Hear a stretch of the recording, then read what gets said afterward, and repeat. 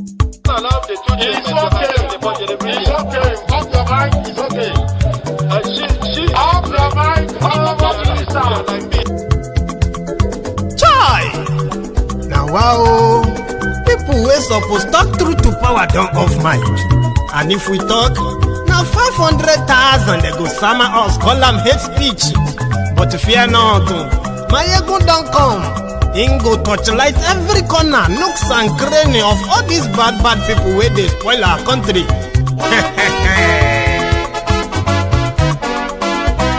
So my people make we laugh, my ego don't come, my people make we shout, my ego don't come, my ego don't come, man of the masses, my ego don't come, political, this one not the off in mind. And in the touchlight every corner. Okay, some people be they holla say they want the power. Chai, them be promise us say we go get light and power.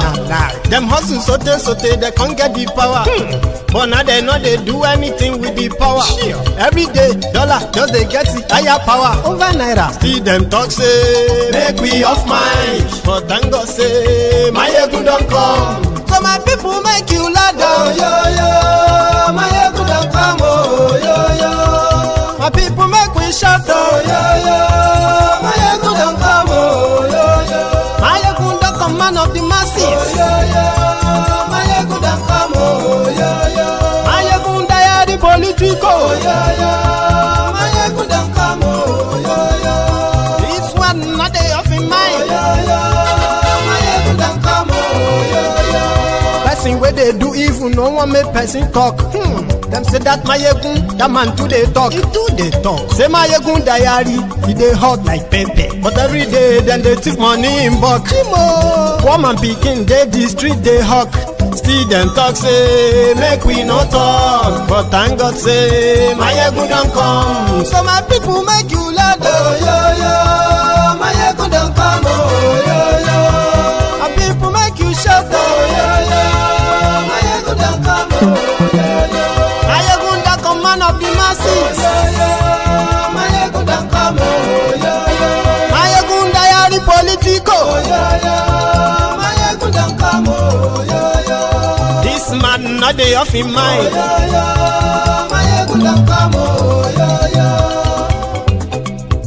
Aha. Now you not done here. All these bad politicians, then we call themselves politicians. When they thief our money, we no want to make the common man get what he supposed get for this country. And I never hear something. Now go hear one. My ego, you go show on a paper. My ego diary political. So my people make you shout, my ego don't come, my people make we laugh, my ego don't come, my ego don't come, man of the masses, my ego don't come. Hello, the brethren. Good morning to you, good afternoon to you, and good evening to you from wherever you are joining us. It is Mayegun Live. So thank you so much for tuning in. Please, to those of you who received notifications and you are here, please hear the broadcast after reading the caption of the broadcast, the description as well. So like it, hear it, invite your friends, invite your not so friendly friends, and tell them to join us. Mayegun is live. And also remember that the line is open and I can take your calls anytime. So we are starting with the headline, which is that Kolu has now requested for another $516 million, which is expected to be used for the funding of Sokoto-Badagry Expressway, 1,000 kilometers. Last month, he also got approval to go ahead and borrow over $6 billion, expected to be used, partly to be used for the ongoing coastal road, Lagos-Calabar coastal road, as well as part of it will be used in debt repayment. A part of it as well, which is going to be collected in the UK, is to be used for port upgrade. That was last month. So Akpabio received the letter from Kolu this morning. And yes, Nigeria debt is currently, tilting officially, tilting towards 200 trillion naira. So the impression the Kolu's regime is given is that the government is absorbing all of the debt, which means the government is absorbing about 93% of Nigeria's debt, saving the state governors from having to go borrowing. That's a propaganda. The Nigerian states are also heavily indebted, despite the supposed more revenue being given to them, allocation being given to them. So Kolu continue to borrow, and it seems it's going to be like this every month until after your 2027 charade. So let's start with that. Akpabiole. So I join you and my colleagues to commend Mr. President that in these difficult times, when we don't really have money, that it is better to borrow for projects. It's better to borrow for infrastructure so that at the end of the day, we'll have something to see. And then we can pay through even the infrastructure. Repayment can be done through the infrastructure. So this is highly commendable. And I urge the Committee on Local and Foreign Debts to do a job and bring it back to us for expeditious approval. Congratulations for all those in that corridor. But I wish you find a way to curve it towards Calabar. Thank you. And yes. It has only come to reality. How many years? 55 years. 55 years. It has been on the drawing board for the last 55 years. And I want to tell this hollow chamber, and indeed Nigerians, that this project is now a reality. I have inspected the project, and I have seen progress that has been made. I'm highly impressed with what I saw. That is standard construction of concrete road, not asphalt road, concrete road. And not only that, the road is also furnished with street light, solar street lights. I witnessed more than 45 kilometers of that road, and more than 250 kilometers of that road is passing through Kebbi State, then going into Niger State, Kwara State, Oyo State, Ogun State, and finally Lagos State. It started from Ilela in Sokoto State. So to us, Mr. President, we must thank Mr. President Bola Ahmed Tinubu for initiating this project. It's a project that will change the lives of so many people in the Northwest geopolitical zone, North Central, and even Southwest. It will reduce the distance of traveling by road from Sokoto to Lagos by more than 70%. In less than 6 hours from Sokoto, you can reach Lagos, instead of spending close to about 13 hours. So this is a milestone achievement, and I therefore urge the Senate, immediately the report comes back from the Committee on Local and Foreign Debt, we should expeditiously approve. So I join you and my colleague. So did you hear that? So 516 million US dollars, which is going to be sourced from a Dutch bank, according to Akpabiole. is to be paid back at 26% interest rate. So that means those of you who knows economy very well, like if you know economics very well, right? Then you can agree with me that the devaluation of Nigeria currency, which is due to this borrow indebtedness as part of their conditions, okay? So you devalue your currency, so Nigeria's now continue to be weakened and weakened as long as they have access to some free cash that will be given to contractors who never really pass through the normal procedures of securing this contract. So the contractor that is handling two biggest projects in the history of Nigeria, as well as some said in the history of Africa, but I don't think so. Because I think I have seen this Trans-African Expressway. It said it's about 1,500 kilometers or something. It's Shaguri. High-tech never had any competitor to also like bid on this contract. It's basically what they presented as their cost that they are getting, and they are reviewing this every now and then. Another thing is that the National Assembly never, in fact, legislate on it. They never discussed. It's not part of the Nigeria's budget since Kolu came in. They called it legacy project. It's like Tinubu's personal project, something that he wanted to be like remembered for. That he constructed 750 kilometers Lagos-Calabar Expressway. Another one itself, they will need to construct 18 different bridges. Yeah, over 18 islands before they get to Calabar, but it's a different story.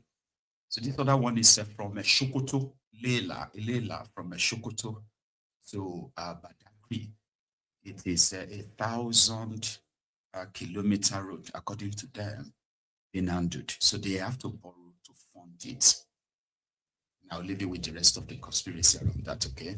So yesterday, another thing, the advantage of being in control of the National Assembly, ordinarily, it's never in the interest of the populace, because there will not be any viable opposition. So they have the way to just pass anything and everything, because it is going to be party. That's what APC is doing. So yesterday, they took this their swap again. PDP joined APC, PDP joined ADC, and all that. So Akpabio bragged indeed that now they have over 80. I mean, they have 85 senators on the part of the APC. So whatever it is now that you are witnessing under them in Tinubu's first term, actually be a child's play with what they call their script for another 4 years from 2027. So here, this happened on the floor of the National Assembly. From SDP to APC is today, but at the world and state level, I did that since August. August 2025. Of resignation and joining the APC is hereby noted.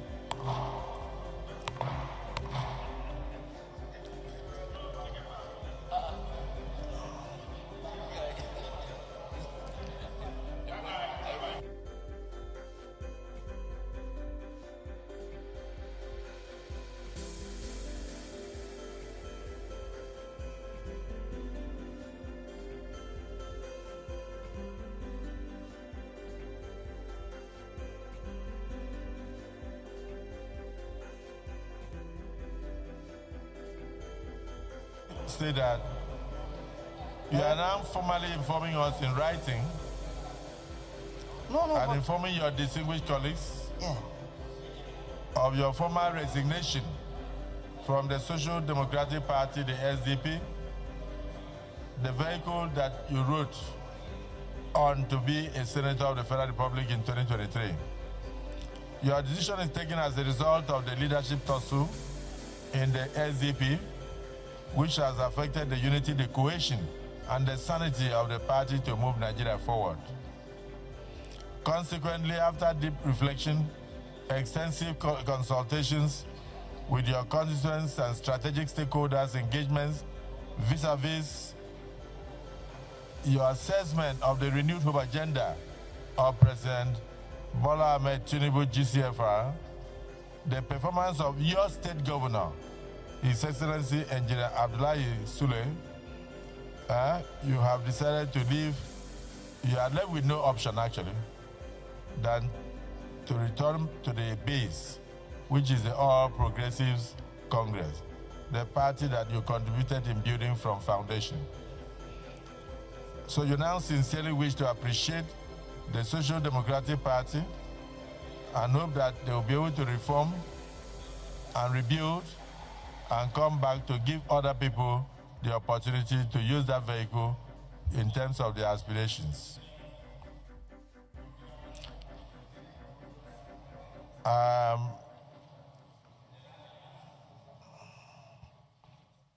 By this notice, therefore, and this formal notification today, you want the world to know that you are, since August 2025, you have been a loyal and committed member of the party at your state level, from your ward, local government, and state in Nasarawa State.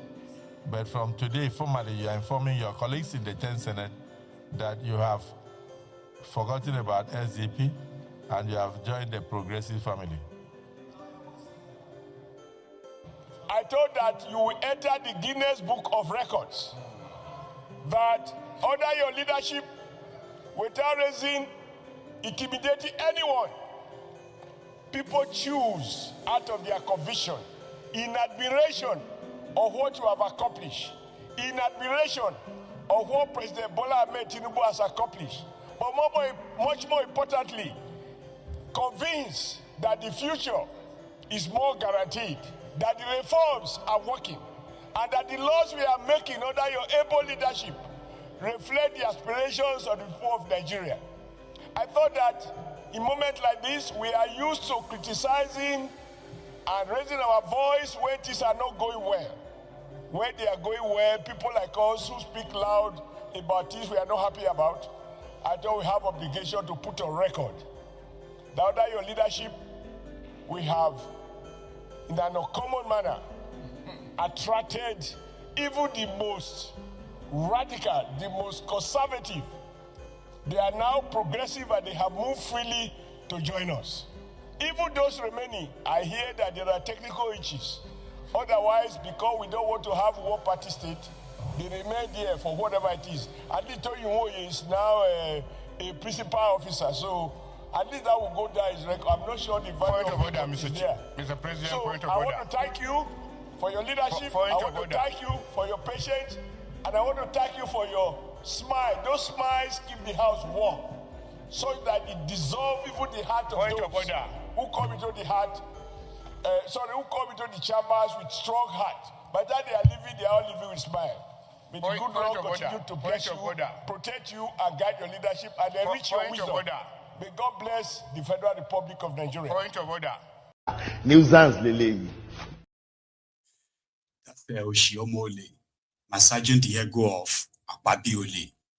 And of course, yes, they are in control and they claim that they are not forcing anyone. So people are just willingly, because of Kolu's, achievements and his policies that is working and all that. They entertain themselves. They give themselves, medals that they are doing so well. If you disagree, obviously probably because you don't like them. So that's why you disagree. No matter what the people are saying, no matter how much of this evidence are very much out there, you'd be surprised that that is the National Assembly, the Senate of the country, whose citizens, 416 of them were taken by terrorists 48 hours ago in Borno State. And then they gave 72 hours to the government of Nigeria to pay them 5 billion naira, 2.7 million pounds. Or they will start selling them and kill those ones they will kill. 416 Nigerians. And that is just the latest. I have others who have been in their custodies now for months. And they are just like a non-news to those who are in charge of Nigeria, like those clowns. I mean, clowns I just watched. They are very confident because they've done their job about this next election. So they've fixed the entire election already. And those who are so ignorant of this whole thing are even telling themselves, in fact, they are mobilizing to shaking you to make their votes count against these people. When they were passing this their electoral law, or the Electoral Act amendments, and a lot of people were more concerned about they must transmit election results live transmission of election results, live transmission. They protested. These guys didn't listen to them. Of course, they are in control of the National Assembly. Even in the opposition party, supposed opposition party, they are also singing on your mandate. On your mandate, they shall dance, kind of. So there is no real opposition. People don't matter. They went ahead and passed this bogus Electoral Act. A lot of you are going to find out more just as your charade election day gets or draws closer. And you realize that this is nothing but a pure waste of time. Participating in it is just what will legitimize it. A sin that nobody probably have anything to do to change it anymore. Here is a Mike Guinea, a former INEC staff, senior staff, by the way, who has been raising awareness on how the 2027 election has been rigged already before the first ballot. So, yeah. Today, one of these areas I found very shocking. You know, when I said I have not been interested in so many things because I'm so disappointed. But I decided that, look, let me go through the Electoral Act. And I found that whereas the last intervention we had here, we're discussing about Section 60, subsection 3, where they provided a proviso that will undermine the 2027 official elections. I have now found a more dangerous 3 provisions, and I put them out so that I think that Nigerians can read it, they can see it before any comment. First, let's go to Section 63. Now, Section 63, which I just discovered, they have now reintroduced something very terrible. You can see it there. That ballot paper that will be used for the 2027 election, that does not bear the official security features of INEC, should be accepted by presiding officer. You can read it there. That where the returning officer satisfied, the word satisfied that was contained in Section 49 of the 2010 Act that took us 20 years until 2022 to remove, because what is the objective condition to determine what satisfies a presiding officer? The presiding officer has now been given the discretion to now accept ballot paper, notwithstanding the absence of the official mark, and to count that ballot paper. What that means is that before this election, politicians who now have access to the the security features of INEC ballot, they are going to produce their ballot papers. They're going to print their own ballot paper that have to be accepted. This is dangerous, as put in the Electoral Act. Similarly, may I show Section 138? No, 138. Let's go to Section 138. Section 138 has been one of the rigging provisions that we have cried out to be removed. As a matter of fact, you remember that in 2019, in this current republic, under Buhari was the only time that there was no Electoral Act passed. Because when we made that recommendation that this thing should be removed, this section should be removed, you remember that it was rejected. And what the section says, grant of final petition. It says that an act or omission which may be contrary to the instruction or directive of the commission or of an officer appointed for the purpose of election but which is not contrary to the provision of this act, shall not of itself be a ground for questioning the election. May I make a few observations here? You see, when you want to deceive people, you put it in words. Bring that section back again. What they basically said, they were just short of referring to INEC regulations and guidelines, because the instruction and directive of INEC are contained in INEC regulation and guidelines. They are saying that a presiding officer, an assistant presiding officer, a collation officer, a returning officer, they can abandon it. So they provided immunity there without revealing. Then let's go to the last section. It will interest Nigerians to know that Section 137 now says that all those categories of individuals, I think the other time I provided you what we call a pyramid. All the categories that we have just mentioned, presiding officer, returning officers, it says that where the petition, that's anybody go to petition now, to go to file a petition, complains of the conduct of an electoral officer, a presiding officer, returning officer, it shall not be necessary to join such officer. That is, those who have disobeyed to follow INEC instruction and guidelines, that it shall not be necessary to bring them to the commission. That was why, you remember in 2019, in 2023 and previous elections, you find that because INEC has been joined, you are saying that the people who rig election, presiding officer who actually were the maker of the document, you said because you have joined INEC as a respondent, it shall not be necessary to bring them to the tribunal. Meanwhile, the courts have always complained about what we call dumping of documents. That petitioners should come and call for oral evidence. To deal with that, under Section 137, in the 2022 Act, a new law was put in there to the effect that if document, because you remember that in the 2023 election, there were results, about 18,000 in different parts of the different, where they had different numbers of result sheets that were mutilated. You could not read them, but votes were attributed to them. But they were certified by our commission. They were taken to court. You remember that when a director of our commission, who unfairly was brought to speak to a document he did not make, he was not able to read them. Yet the court will now propose under the 2022 Act that have now been removed, to the effect that once there's a complaint about non-compliance to the due process, to the extent that the document is before the court, certified as INEC document, it shall not be necessary to call oral evidence because of the fact that most of the presiding officer will not be around.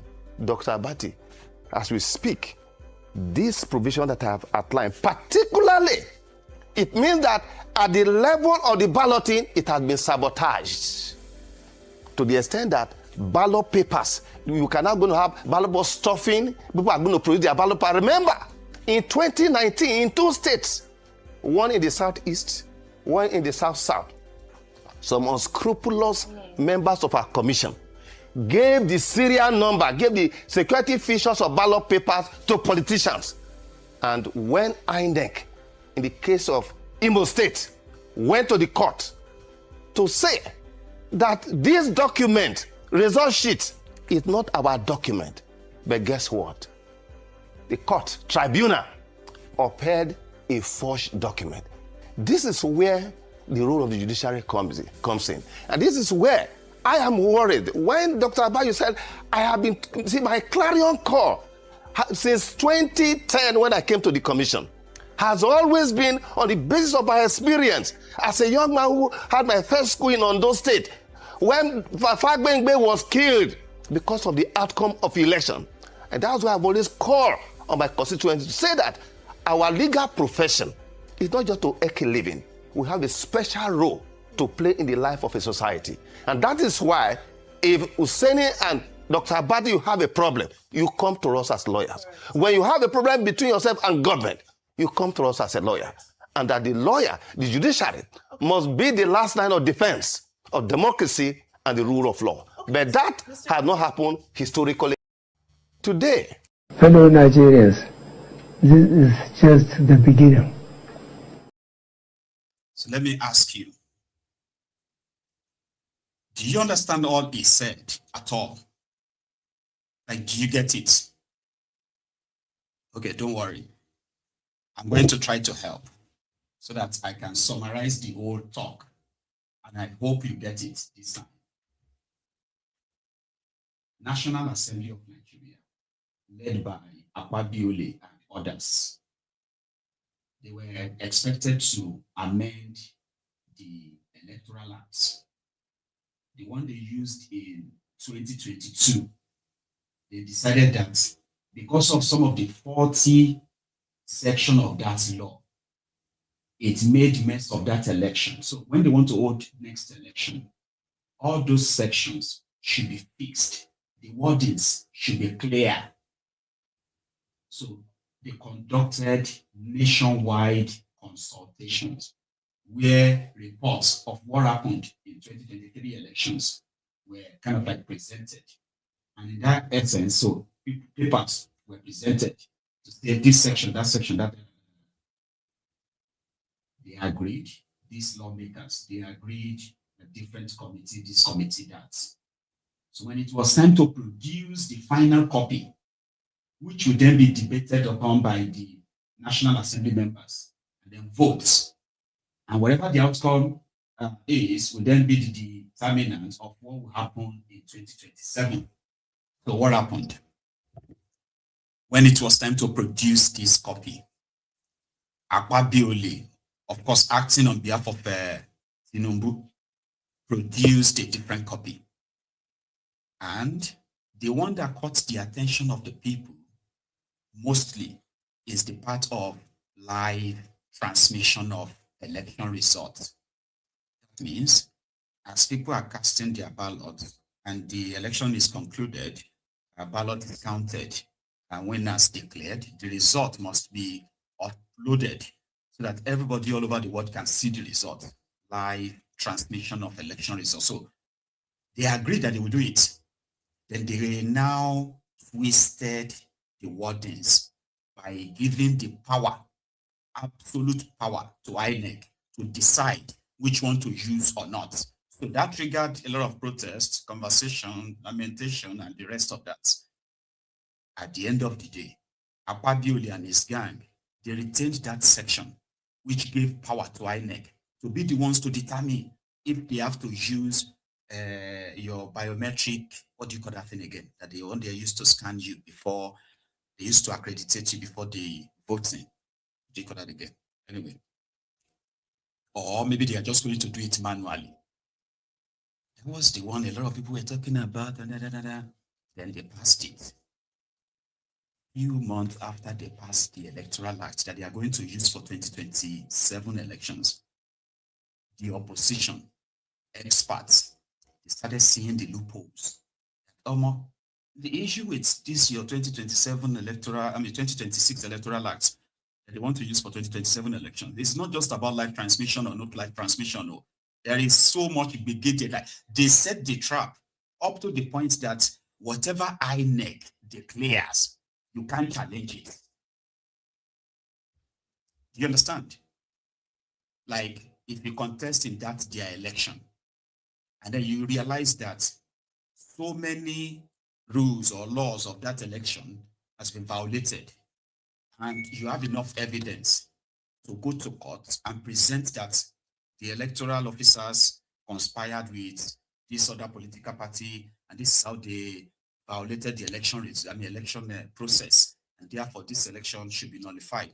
That evidence is all going to be useless. So the first one, the ballot paper that you are going to use in 2027, as it is, the section of that Electoral Act says anything that goes inside that ballot, that ballot box, as long as the electoral officer, the thing that is counting it says it is valid, it is valid. Whether some people printed ballot papers, some printed the whole thing and dumped it inside the ballot box, if the electoral officer says they are valid, they are valid, even if they don't have the logo of INEC. Even if this is it, like even if they don't have the logo of INEC, if they don't have anything like Syria, whatever it is, like to show that they are part of the ballot papers is valid. Now, if you now take them to court, interesting part, if you now decide to go and sue that, hey, this electoral officer did not follow the Electoral Act. For example, they didn't use this machine to scan us, to accredit us or something. Or they allowed people to vote without accreditation, blah, with evidence. You are expected, by law, you are expected to invite that particular electoral officer, not INEC now, that person, invite them as a witness for oral witness for what they did. That is what they requested for in that Electoral Act 2026. So that's not what they put in there. Now, whatever all those criminals do, those people that they are going to carefully selected to be your returning officers, INEC, working for INEC, you will see member of APC that will come as INEC. The same way you know, say they campaign for APC, like is like a staunch APC supporter in your local government. You will see them as INEC officials who are there to conduct election in 2027.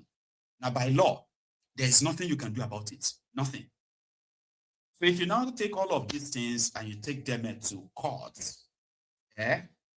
you would have to actually like face INEC, not these officials.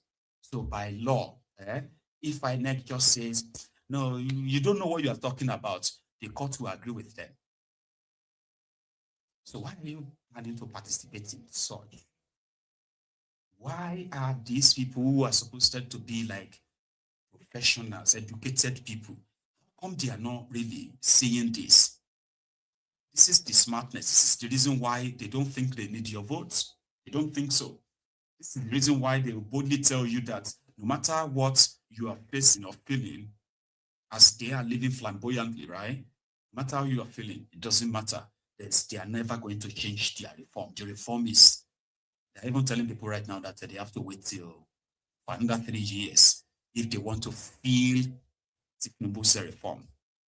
So they now asked Mike again that, hang on, now that things are like this, an election is about 8 months away or 9 months away, are you saying that they have to amend the Electoral Act or what? This is his answer. One, do you think there's still enough time with all these bodies and scholars, including yourself, saying this Electoral Act is defective? Do we still have time to amend it, to review further, or we just run with it as it is and then worry about it after the 2027 cycle? And what will be the implication of that? Dr. Abati, why do somebody board a plane that we know is going to crash? You are convinced it's the not necessary. is going to crash. I am saying this because how long does it take to amend, identify isolated provisions? Section 63, that's the foundation of the election. The argument that it is what kind of work in progress? The 2022 Electoral Act is a retrogression. And that's why in my opening remarks, I made the point that what differentiates advanced democracy, a growing democracy, and a retrogressive democracy like ours is a question of rule of law. The law must be stable and be neutral. The sanctity of the law is what generates interest in electoral process and confidence. The sanctity of the law and procedure in terms of public perception of the institutions of states, that is what is required. Dr. Abati, you asked a question. What would my advice to Mr. President the last time I came here? And I said, Mr. President, having regard to the role you have played before, and that this piece of then was a bill, let them go thoroughly. I'm not too sure whether people have read this or whether it was the court of transition that became a problem. The last one here is this. When I talk about judiciary, it's a fact that the cases we are having in court today are completely unnecessary because Section 83, just like Decree number 13, Section 32 of 1983, that bar the courts from entertaining any matters. Dr. Abati, it was my colleague who have an unregistered body to went to truncate June 12th. How can the other courts to maintain status quo become order to remove antebellum? Or the one man called it antebellum. All right. Bello. Antebellum. Right. So why? How do we explain that the order to maintain status quo led to the removal of status quo? Removal. Okay. Do you that word does not have meaning? Yes. All right. Maintain. Remove. What are we saying here? INEC chairman, professor of law. Points. Finally. Of law. Very profound. Finally. Yes. I must say this here. 10 seconds, please. Democracy is what we fought for. Democracy has no place, will not survive in the soil of absolutism. We must work hard to ensure that this democracy survives. And at the heart of that is my constituency.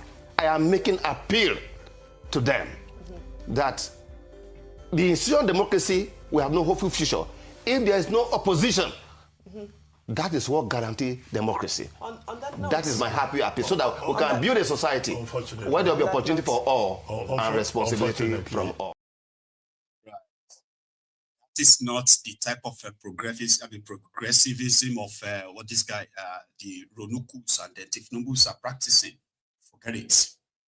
The own types of progressive politics is that of absolutism, which is everybody must follow the leader.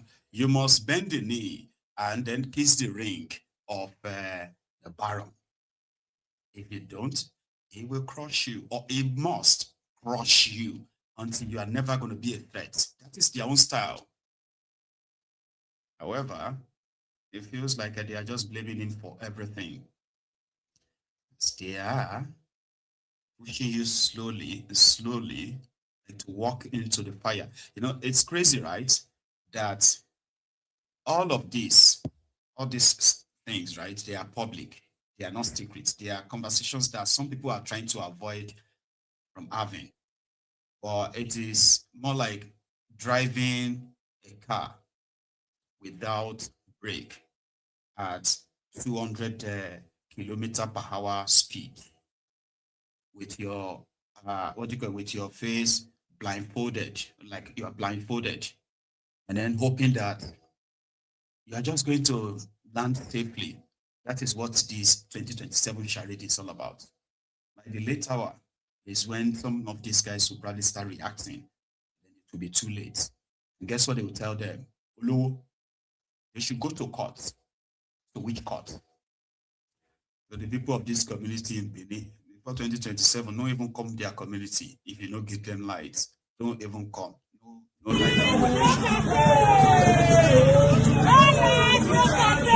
We don't need to sacrifice again with that fire. We need that. No light, no coffee. What is the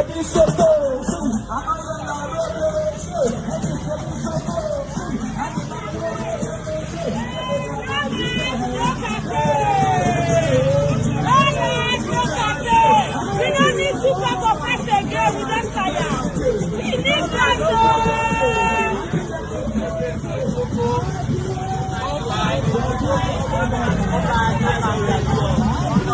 Show your placard, your placard.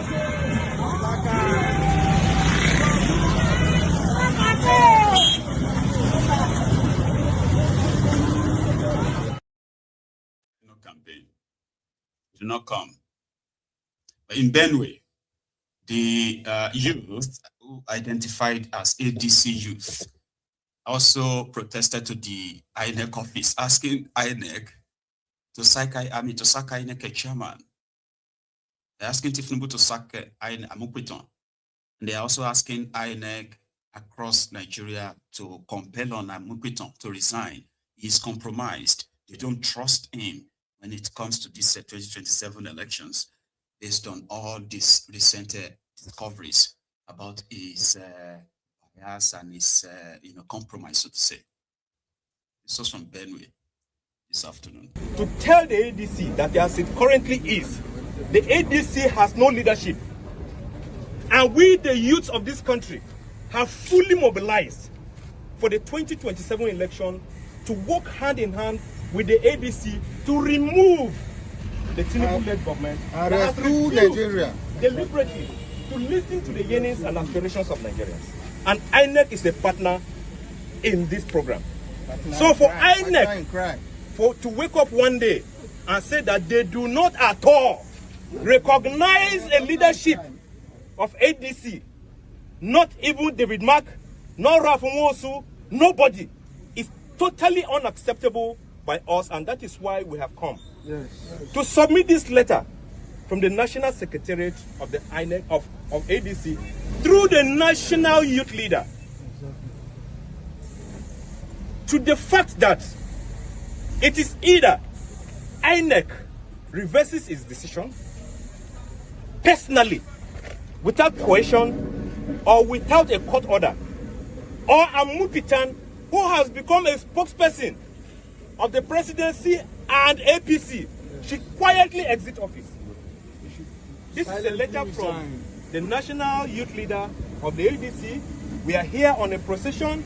We are telling you that please listen to us, talk to us. We are very happy that you can come out and listen to us. Yes. We are telling you that it is either Amupitan should, as the way he did by saying that he does not recognize David Mark arbitrarily, without recourse to any court, the same way he should come out to tell Nigerians on national television that he did this thing in error. Yes.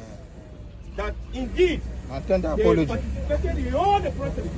Public apology. David Mark emerged as national chairman. And that the ADC actually has a leadership. What they are doing is to the effect that the ADC will have no candidate in 2027, and so Tinubu will be sole candidate. We say no. No. No. The idea is too big for that, and we will not accept that. You pass the letter to your residential national chairman. Amupitan. Amupitan must go. Amupitan must go. Children are suffering. Our mothers are suffering. Okay. I will not say much, but we have received this. This is a state office. We receive directive from our national headquarters, and this will be transmitted accordingly to the national headquarters. The resident electoral commissioner is on leave. He would have been here, but like I said, I am the administrative secretary, and this is a peaceful protest, and that is why we have, interacted with you, and we are going to transmit this letter as you have requested. Thank you so much. Thank you.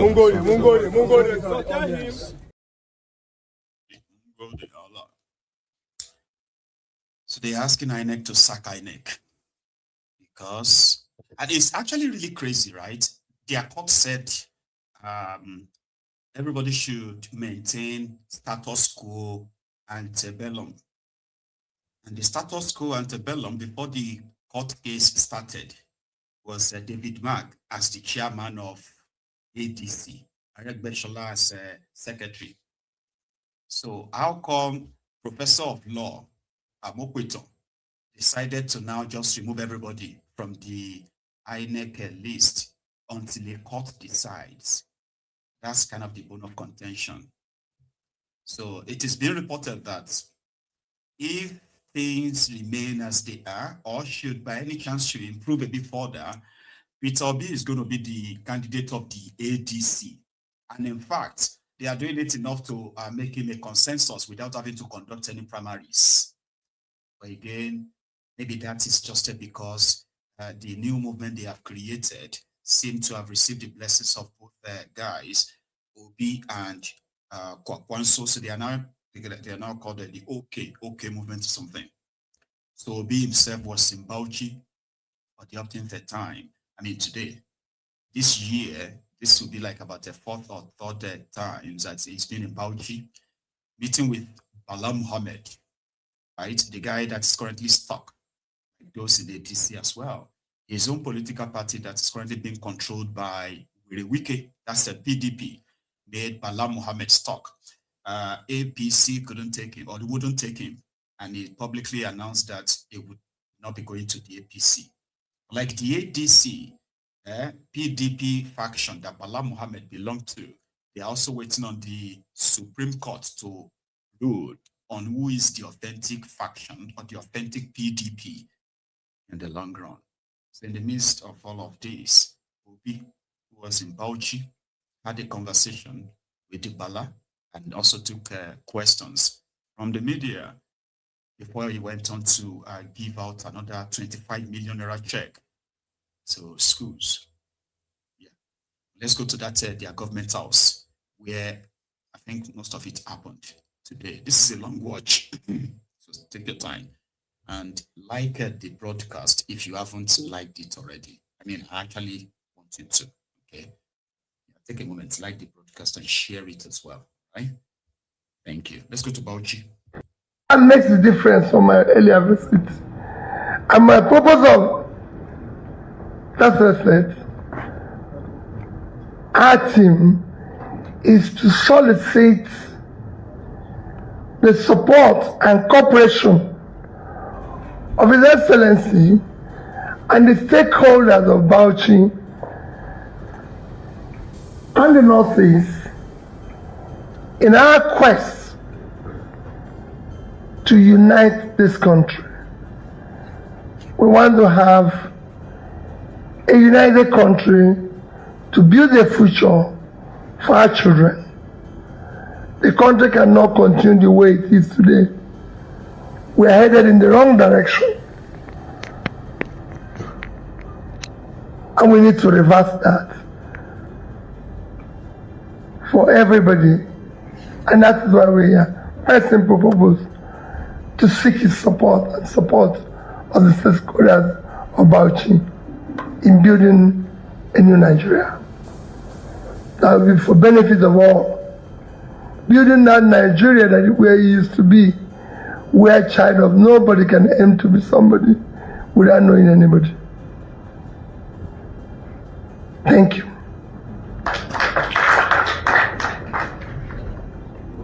You are most welcome, Your Excellency, and we appreciate your company.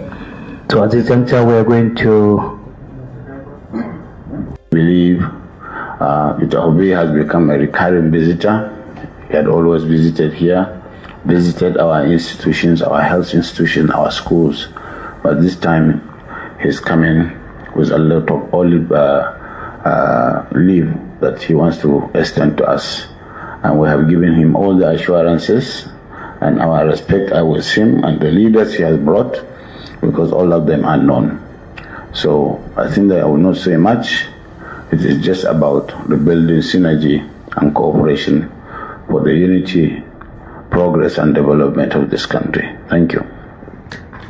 Obi, he came here was a torchlight for us, a torchlight that really we want to hold, because it's talking about unifying the country, rebuilding the country, building bridges and creating a new tomorrow for this country.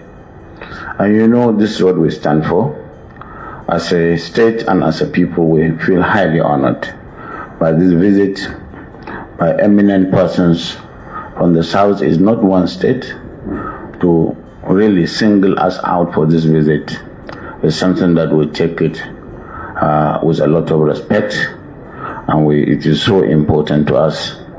And what they are here is not to ask us for anything other than partnership, cooperation, synergy, to rekindle and rebuild the country, to recreate the balance of power that our forefathers have recreated or created before, which has been abandoned. And we believe Obi has become a recurring visitor. He had always visited here, visited our institutions, our health institutions, our schools. But this time, he's coming with a lot of olive leave that he wants to extend to us. And we have given him all the assurances and our respect are with him and the leaders he has brought, because all of them are known. So I think that I will not say much. It is just about the building synergy and cooperation for the unity, progress, and development of this country. Thank you. Any question? One or two?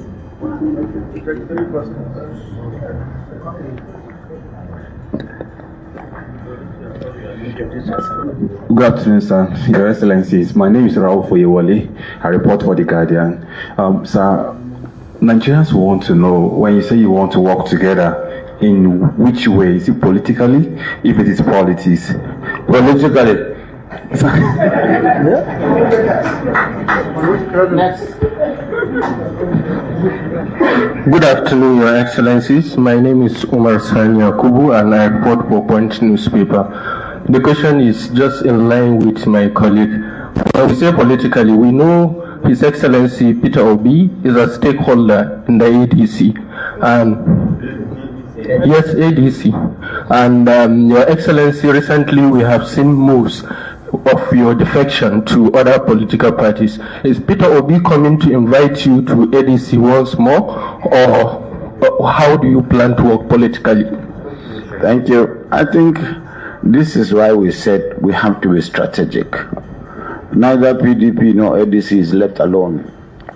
Me, I'm a freelance now. Like, we have freelance reporters. And he himself, his party is in the limbo. We are looking up to the judiciary.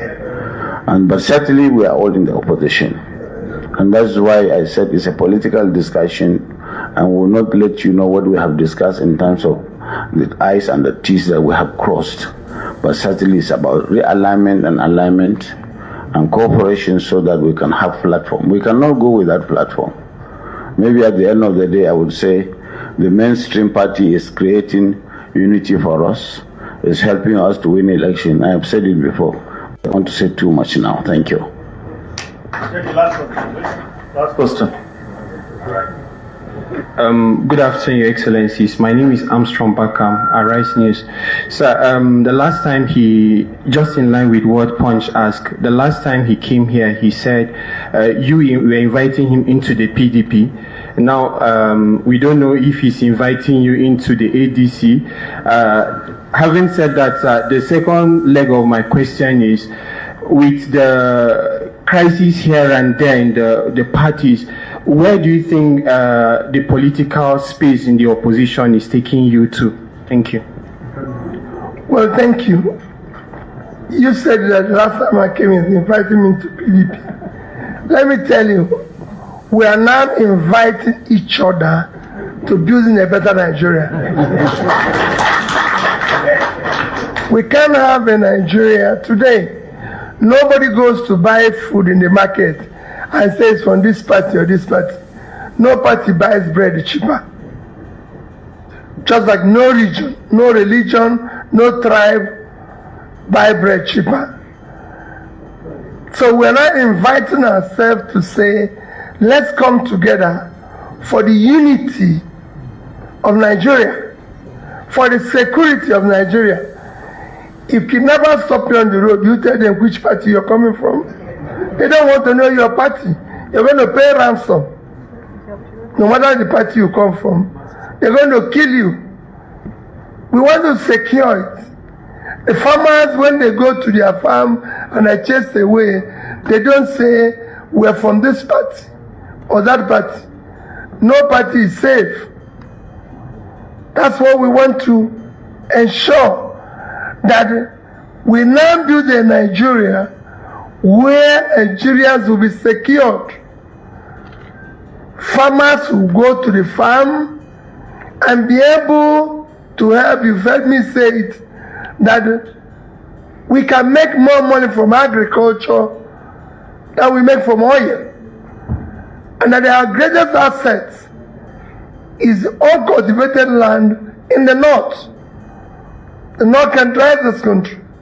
We want to invest in the north. We want unity of the country. So that is the invitation. The invitation is to build a better Nigeria. That's why I came to invite him. Thank you. Thank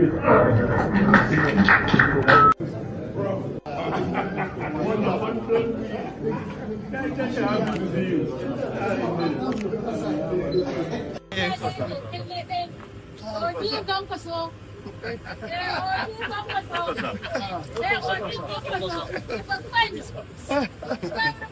Yeah.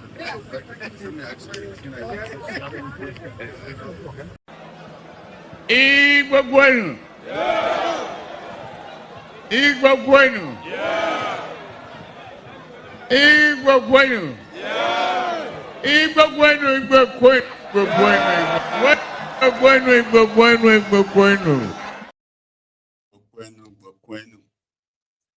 So yeah, there is growing enthusiasm for this Obi Kwakwanso. They call it Obi Kwakwanso movement. Okay, and they are already building kind of like a platform for that.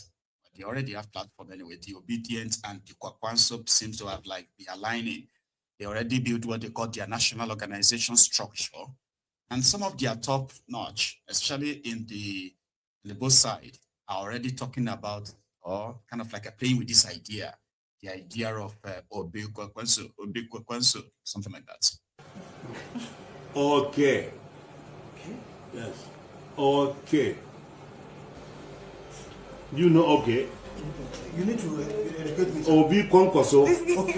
Okay. Well, okay. Okay. Obi Kwakwanso. Okay. I think distinguish that. We'll fight it out. Obi Kwakwanso. Okay. Distinguish that. So see, Kwakwanso is not a party. Okay. It's a movement. Like obedience. Yeah, it's a movement, not a party. You understand?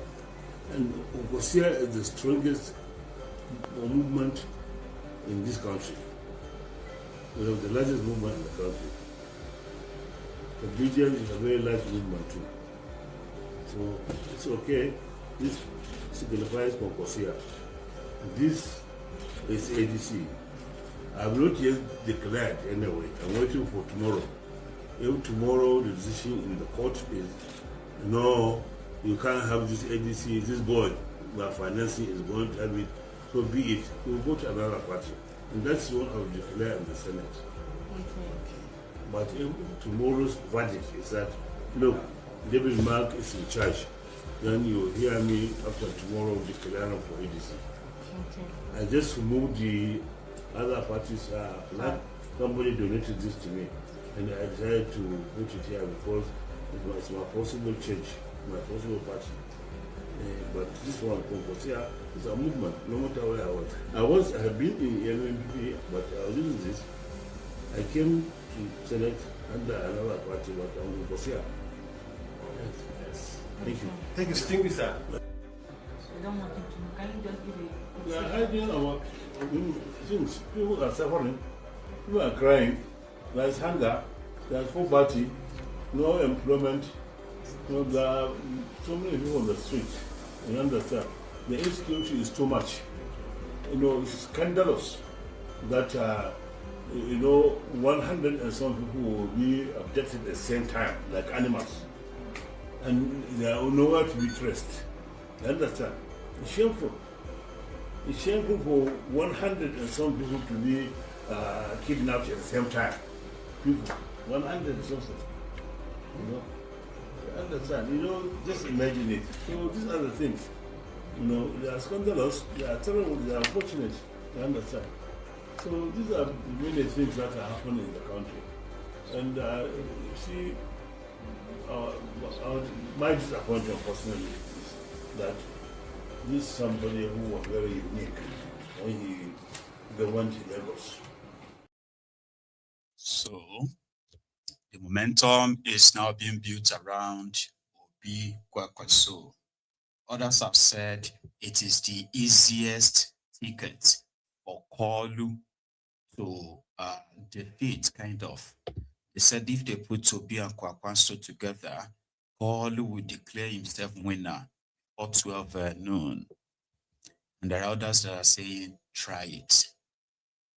So Obi in Bauchi gave out 25 million naira to 3 different schools, including a special school, special kids schools with kids that it's a special days, sort of. So here, in Bauchi. That our security agencies are well equipped and professional. However, sir, our reality on the ground is dire. When we speak about 2027, our lives are on stake in 2026. Kidnapping and banditry has become part of our lives. In our community, we live in fear. Farmers can no longer go to their farms for fear of being abducted or killed, threatening food security and our livelihood. We need a leader who does not just diagnose the problem, but acts decisively to solve them. We need a secure environment where we can go to school without fear of abduction. Therefore, to everyone here from nook and cranny of the country, I urge you all to join the movement of His Excellency Peter Obi for a better and peaceful Nigeria. I remain Amina Abubakar Ahmed. Thank you. She's doing one word.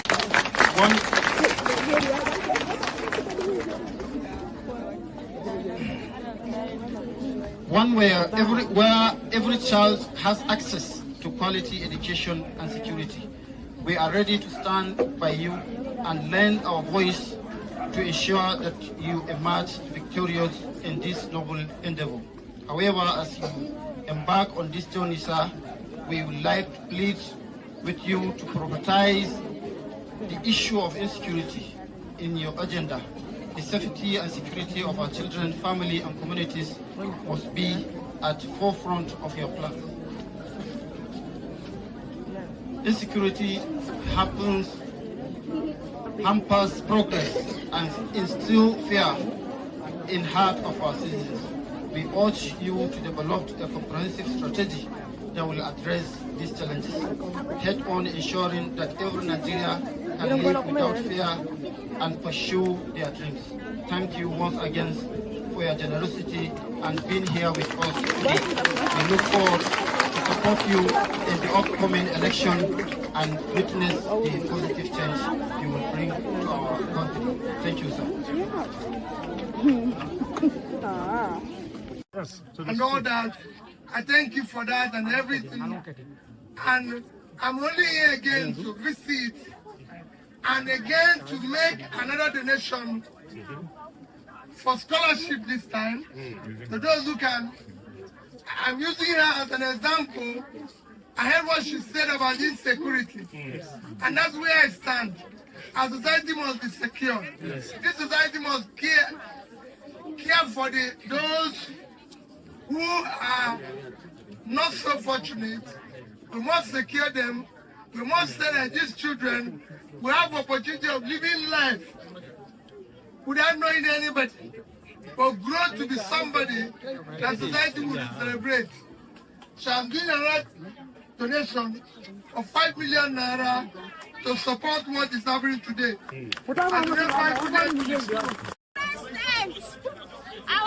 That like PA system are on their own. I don't know. Which one the best? That our security agencies are well equipped and professional. However, sir, our reality on the ground is dire. When we speak about 2027, our lives are on stake in 2026. Kidnapping and banditry has become part of our lives. In our community, we live in fear. Farmers can no longer go to their farms for fear of being abducted or killed, threatening food security and our livelihood. We need a leader who does not just diagnose the problem, but acts decisively to solve them. We need a secure environment where we can go to school without fear of abduction. Therefore, to everyone here from nook and cranny of the country, I urge you all to join the movement of His Excellency Peter Obi for a better and peaceful Nigeria.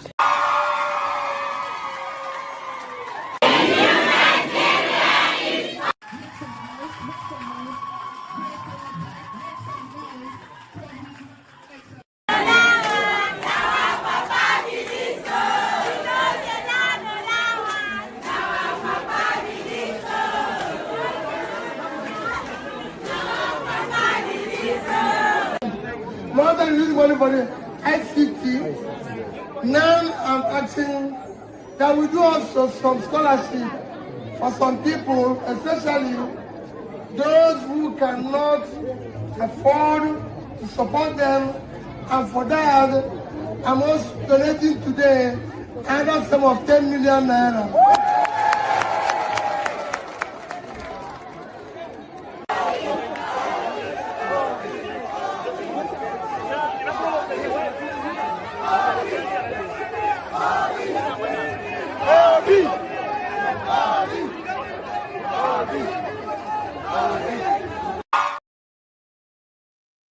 Yeah.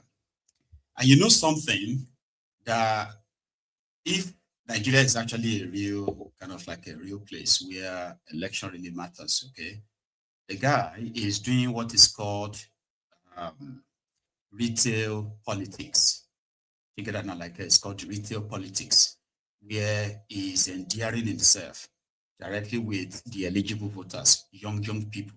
And if you manage to get a lot of young people on your side, you can actually turn, what's it called? Like you can turn the election in your favor. Yeah, that generation. Because in Nigeria, it is reported that there's over 70% of Nigerians are, over 70% of Nigerian population are young people between the ages of 30 and below. So you know what that means? That's massive. Out of 200 million, 250 million people. Or it's just that those who are in charge of the system, Kolu and his gang, they have something called, how did that just disappear in my brain right now? You know, it's a form of a rigging where it is, I don't want to say technological rigging.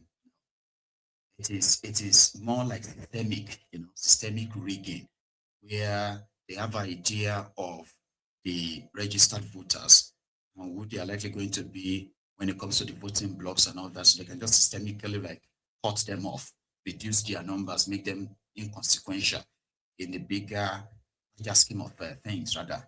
Yeah. Somebody like this think otherwise. That ADC as the coalition party, they have just one shot at getting rid of Kolu, and they can only do so. I mean, they can only use it for Peter Obi if they don't want to miss again for Obi. Thank you very much, Dr. Abati. I have known you since President Jonathan's, and you know me very well. I don't say things I won't do with due humility. From the contact, I've been state chairman of National Republican Convention and PDP in Anambra. That has exposed me some form of national relationship across this country, across all tribes. And so when I stay in my house, I can almost tell you what is happening in your village, because there is somebody I've been honest with, politically speaking, that will tell me exactly what is going on. So I'm from a city. Without city. I'm from a city. Well, Abeokuta is a city. I know you're from a city, but a city begins from being you come from a village somewhere before you develop into a city. Okay, so what I'm saying is that the Obi Kwakwanso effect is part of the gradual process we are building up across, building bridges across this country. Kwakwanso is not a name you throw out in the north. Neither is Peter Obi a name you throw out in the south. So if by the grace of God, two of them will come together and one of them emerges, we sincerely hope. Because the southern is an unwritten law. The south normally will have 8 years. The north had 8 years under President Muhammadu Buhari. So we have 4 more years to complete the southern descent. It doesn't stop anybody. The Constitution of Nigeria does not say so, but for the matter of convenience, processes of convenience, so that people don't have to fight between the north and the south. But you can see Atiku Abubakar, he has the constitutional right to run, but people know that what he's doing is not proper. Once we zone things, it makes, for convenience, for belonging, everybody is given a sense of belonging. Because if you don't do so, one part might be so strong that others will never have the opportunity, even to be a councillor. So what I'm saying is that the concept of Peter Obi Kwakwanso is going to turn out to be one of the exciting, very strong political process that, if successful, and I use the word if because only God knows tomorrow, if successful, will usher in a new period of development and process for this country. That is my hope, and that is why we are backing Peter. All right, thank you for that. Now, that's why they are backing Peter. And if they should have a Peter Kwakwanso, it's going to be exciting, the blah, We shall see, because they are meant to submit their membership register, I think 30 days before their party primaries. They are also expected to have their primaries probably concluded by the latest by the end of May. But right now, with all this court wahala, there is no clarity on how ADC is doing when it comes to party membership. It was reported that they've registered, according to them, they've registered over 4 million members for their party, while APC says they have registered more than 14 million members. So it's going to be a game of number going forward. But yeah, I have a caller. I think I should take this before I proceed. Here. Hello. Hello. Hello. Hello, sir. Can you hear me? Yeah, I can hear you. This is Ola from Canada. That's Ola from Canada. Ola from Canada. How are you doing today? Ola, yeah, from Canada. Yeah. My contribution is let me talk about the test for loan by this Tinubu artist. Another 500 billion. So you know what encourages a criminal to commit a crime is the knowledge that he will not be caught, and if he is caught, he will not be punished. It's because there is an agreement among this establishment, especially the former president, that no matter because it is because Abacha died. That's why we are seeing all this Abacha loot of waiting. No matter the financial atrocity they commit while in office, they will not be called for questioning. It's almost part of the immunity after power. Yeah. So the idea nobody has broken that yet. Nobody has broken that yet. So yes. The former president has been put inside the gallows. No? That is what is giving Tinubu that audacity to be stealing, to be doing everything he's doing, awarding contract to Shaguri without budgetary provision, all this kind. Because he knows that it will not be. Yeah, he knows that it will never be questioned. What they will do, what they normally do is to pick some small boys and some ministers, like all this Wale Odu and co, and they start running after them. But the real person, the person that was behind that, or that is behind the old crime, will not be questioned. And if another person comes tomorrow. Can I tell you something? Yeah? Just because you mentioned Shaguri right now and you mentioned the Wale Edu. Do you know that one of the reasons why Wale Edu had to be sacked is because of this Shaguri? They ran into trouble last year when they said the money they projected that they were going to generate, they expected back from the sale of crude oil, taxes and all of that. They only got 50% of that. And they ran short. They ran a big deficit that they had to go and borrow more money.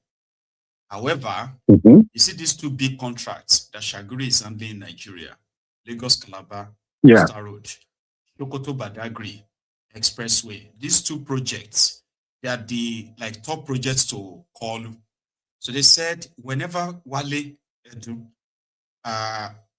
received whatever revenue they managed to gather together, and they remove the ones they are going to use to service debts, pay those who they can pay. The leftover is always not enough to fund Shaguri's projects. And they said constantly, right? It was always Tinubu that would call Wale and say, what is going on? How come their money is not ready again? And he will be like, we are doing everything we can to make money available. But it's just that, and that's why they had to resort to borrowing more and more and more. So when Tinubu came out last year and said they've met their revenue targets, it was because of all this the behind the scene wahala going on about money. Okay? So that he wanted to give the impression that they have no problem of money. So when Wale now went to the National Assembly in December to say things are worse than they have told people, right? that Nigeria is a serious financial issue, the blah. Debunking what if Tinubu used to brag a few months earlier. That's how they have to tell the people. So this sacking of Wale was supposed to have happened as far back as last year, September. They said he managed to lobby his way to stay back until now. Yeah. So they can rob all of us. They can use the future of Nigeria to borrow money just to give to Shaguri. Money that yeah, because Tinubu, he knows, because what he knows that it will never be questioned. Now, back then to the second one, the issue of Obi Kwakwanso, I'm not moved with this Obi Kwakwanso, or I'm not moved at all. The reason is that Obi Kwakwanso can only work if they allow the ballot to count. The election has been rigged. Let me tell you look at when I almost shed tears when I heard what this guy was saying, Mike Igini. Yes.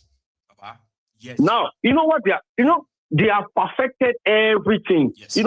I heard from a lawyer that from Nigeria that after the 2023 election, after the court judgment, there was a kind of disquiet in the judiciary. Some judges, who still have the conscience. They say the complaint that in 2027. The kind of abracadabra judgment they gave in 2000, they may not be involved in it. Now, that's why they have to do that. What any election petition in 2027 will be thrown out on technicality. That's what to protect the judges. They have just to say that in order to protect the judges. Yeah, it is when the judges look into the merit of the case. You now say or something like no. They have to, because they will dismiss all the petition on technicality based on the Electoral Act. They will dismiss. They will not even look at it. And then I don't know the motivation of all these people. When somebody can stop the ballot paper with ballot box with 25 million votes. And the INEC says this ballot paper is valid, right? It's valid. There is valid none here. So you cannot say there's no valid none here. Now this one is fake. This one is this. The court is not at liberty to look at your evidence. Look at the evidence because they will say based on the Electoral Act. How is that even normal? I'm telling you now. There's another thing. In case that provision, when they say that the electoral officer should not be questioned, should not be called, is because MC Oluoma can be a returning officer at NURTW office in Abuja. And then declare election results. So there's nothing. You cannot go and say, oh, he's an APC member, I know him, and all of that. They won't court them. You cannot say MC Oluoma that. And if there is an electoral officer refuse to compromise, they can change the ballot box. Yes. Let's say if Chinedu is the electoral officer and say no, I can't compromise it. Then they will replace his ballot ballot play with Oluwole Jacob. Yes. And then it is when you valid. Is admitted, and then if you now say no, if you now tell the court that no, the electoral officer for this, is Chinedu, not Oluwole. What we say, where the electoral does not permit me to call Chinedu to come and explain whether he's the one that signed it or not. So they've perfected everything to read. That's why Tinubu is confident. Reading that. We are all concerned about live transmission of results. Transmission or something like that. So that's why I'm not moved with all this Kwakwanso of it. And then I blame the opposition.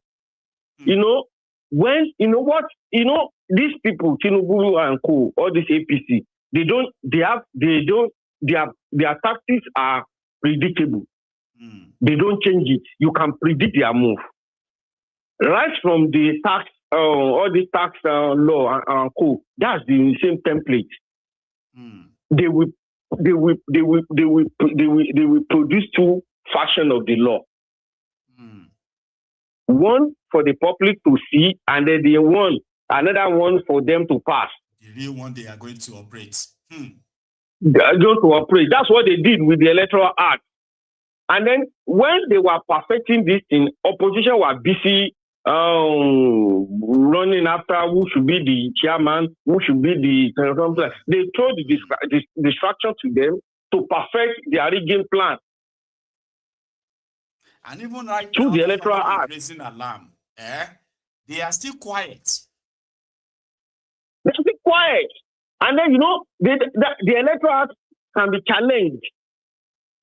In court? I discussed with one lawyer. It can be challenged in court.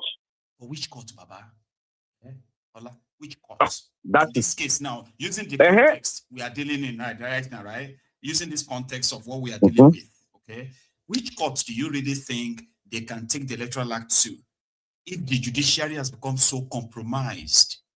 Damn, Baba. Wow.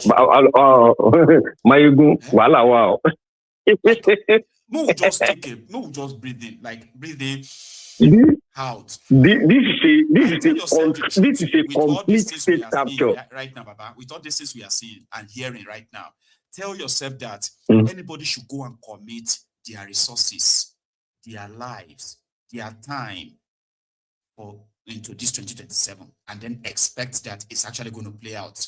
Is this not an easy prediction right now? What's going to happen in 2027? It's not easy. That's why they talk with confidence that they will win the election because they know what they have done. They are not bothered because they know what they've done. They know. So you can't challenge you can't challenge whatever they declare. You can't challenge it. So I wish Obi and Kwakwanso, I wish them the best of luck. I wish them the best of luck. Thank you so much. Yeah. You have a okay, thank you. Yeah. Okay. Thank you. So I think I have another caller. I don't know if I got him. Oh, hello. Listen. Sorry, I missed that. I'm not left-handed, so it's hard for me to pick the call from using my left, finger. Right. If you pay attention to all these exposés, right, and then you also pay attention to how the opposition who are going to lead millions of Nigerians into an election that a lot of people will be so committed to it, they're going to be ready to, because some of them are saying it's about their life. 11 years have been taken from them by the APC that promised them change in 2015. Do you understand what a whole decade means in the life of young people? 11 years. So they are not willing to actually commit an extra 7 years, an extra 5 years, plus what they have paid, if they have the will to stop it. And they are saying they're going to have the will to stop it. But INEC is going to be the hindrance already. And not just INEC, the National Assembly that is setting the rules, the law. They have set the stage for the failure of 2027 elections. But people are committing billions and billions and billions of naira. They're going to commit it to that charade. All right? Only for them to now realize later that you are participating in a game that the rule has been rigged. And by the time you realize it, it will be too late. The moment you participate in it, you already validated it. So those who want to take millions of people, when somebody asks that, okay, what is now the solution? See, I have no commitment in any of this. I do not have any dog in this fight. I don't have a penny that is going to be part of it. I don't have any time other than just to kind of continue to record and then document all these happenings. Okay. But those those who are promising to take millions of people and give them hope that if they come together participate in this charade, they will protect their votes and it will count. Those people who can now see all of these legal lacunas, they are those who are going to commit their resources, their time, and even lives, right, to all of this. So if they can see these lacunas already, and they are doing nothing, they're just going to say, everybody, sit back, sit tight, okay? We're just going to go, we're going to drive 200 kilometers per hour a vehicle, right? Are blindfolded. And we just want you to have faith that it's going to work out at the end of the day. No, it is not. It is not going to work out at the end of the day. Waste of time and all that. That's my own verdict. Here is my caller. Are you there? Yeah, good evening. How are you? I am very well, Baba. How are you? How is the family? Well, we thank God, at least. We are still here. Yeah, just a quick one. I just want to say something about the last caller that just called, talking about the Electoral Act and all those kind of stuff. Now, the federal government of Nigeria is arraigning people for coup. People who wanted to plot coup and to remove Tinubu. And now what they are doing now is even worse than what those people are doing.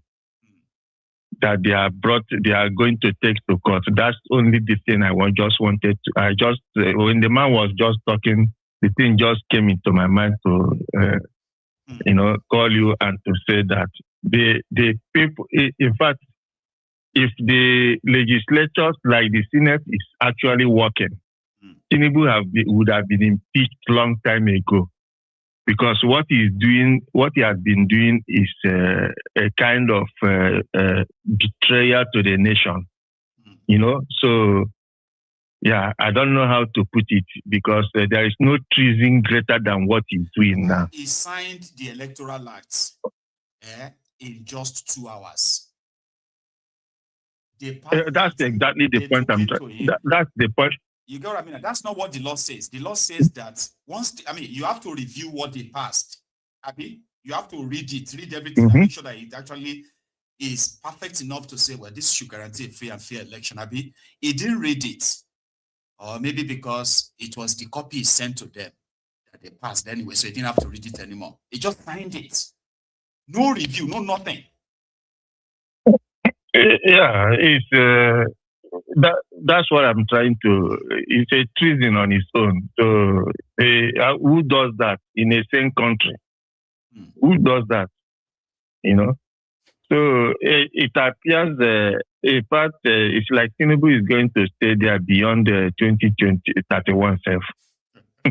This one, this is just the. And in charge of the National Assembly, he will have the charts. Yeah. What is happening in Nigeria will be worse than what is in Cameroon, because I think it's going to get worse and worse. I feel that, in my own opinion,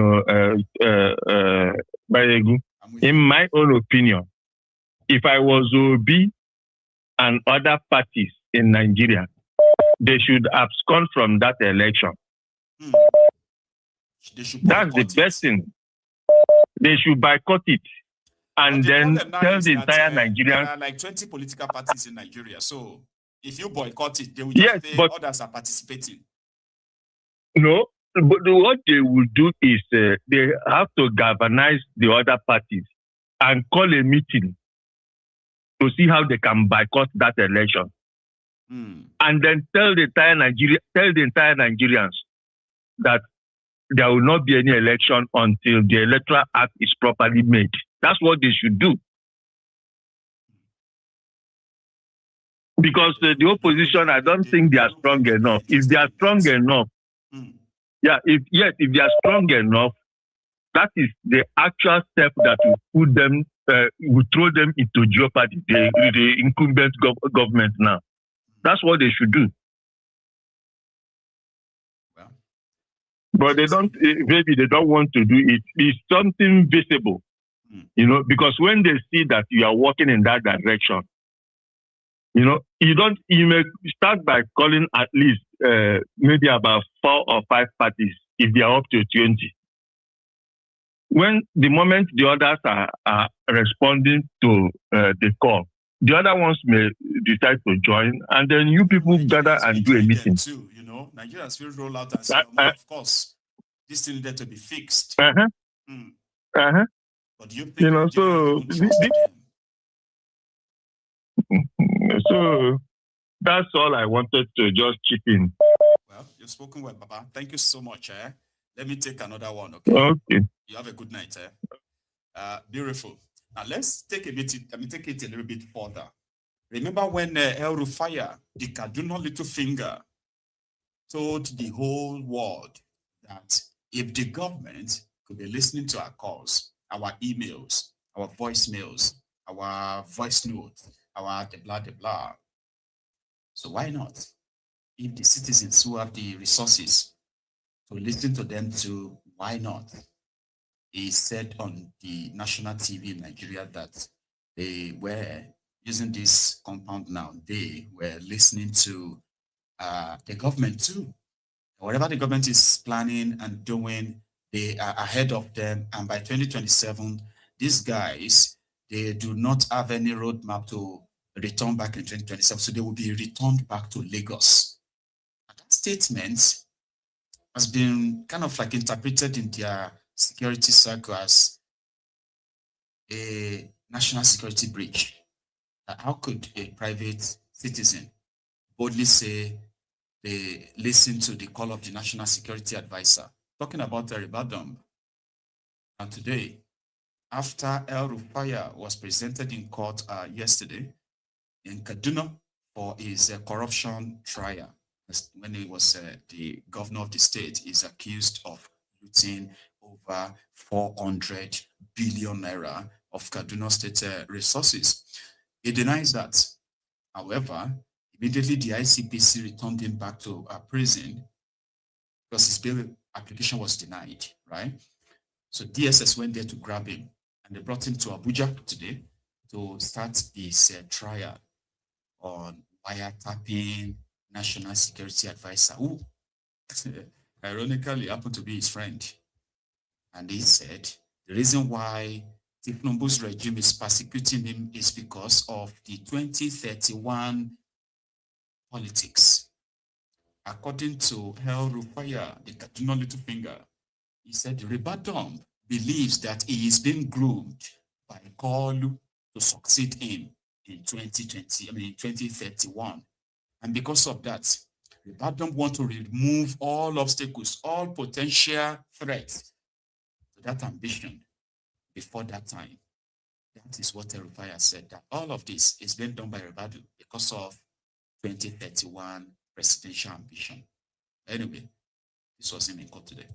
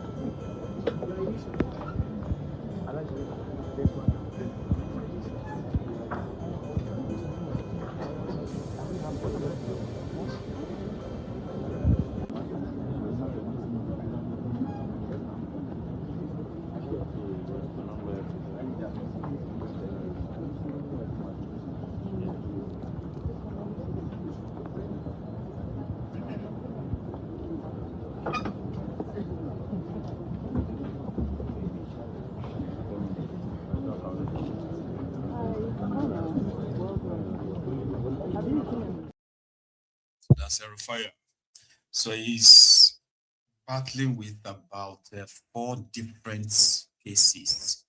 And he himself is also suing DSS, suing the government, suing Kaduna government. I think he also probably himself has like 4 different cases against the people that are also detaining him.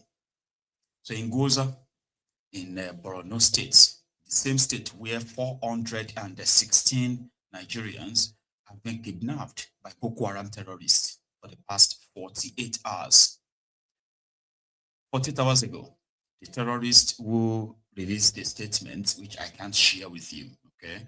So they gave an ultimatum, a deadline. If Nigeria or Borno State government still want to see these 416 Nigerians kidnapped, if they still want to see them back alive, then they would have to pay them 5.5 billion naira, estimated to be around 2.7 million pounds ransom. And it must be paid in 72 hours. It's been 48 hours right now. Not the Borno government or the federal government of Nigeria has said anything about this, by the way. So we're waiting. However, yesterday, the Nigerian army shared this clip of the rescued 13 kidnapped victims in an area called Goza. Okay. So 13 people rescued, and the way the community received them is captured here.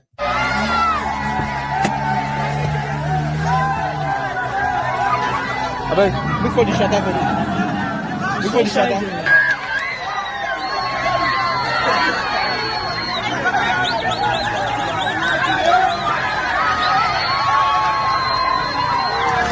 Come now, come.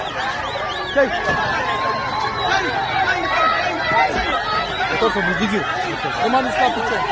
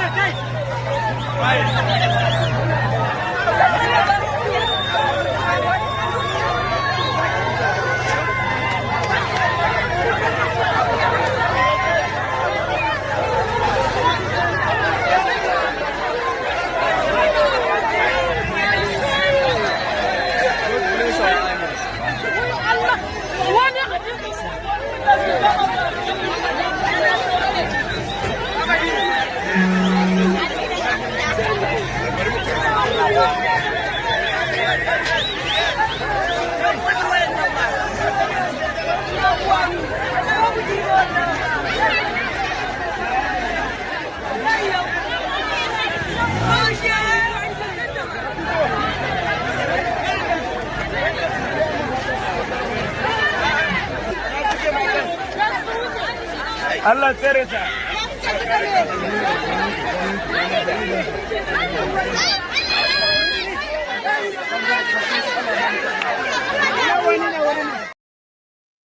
And so they were received, rescued after a month in captivity. Maybe let's see or share some nice stuff again, if videos won't deceive. Here is what the Ogun State governor shared this evening as one of his achievements as is marking his 7th year in office. A 250-bed hospital at OK Movement in Abeokuta. And all I have to share with you is just this video, okay? I just don't want to make it look like, oh, everything you shared about them is always bad. Is there nothing good at all? Well, I want to believe this is true. Somewhere at OK Movement in Abeokuta. Watch this.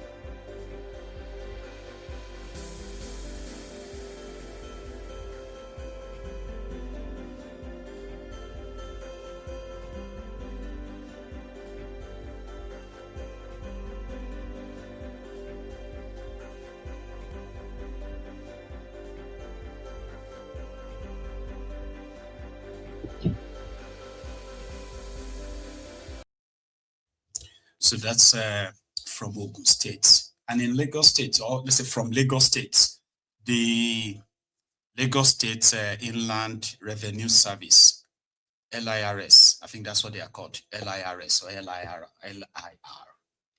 So they are hosting they are hosting 35 other or should I say tax officials, revenue officials from other states in Nigeria to a general meeting in Lagos. So they used the opportunity to show them Lagos. And I'm going to show you what they shared with them. So they said they put them on this blue line train from Mile 2 all the way to the Atlantic city, captured in this video. This was in Lagos.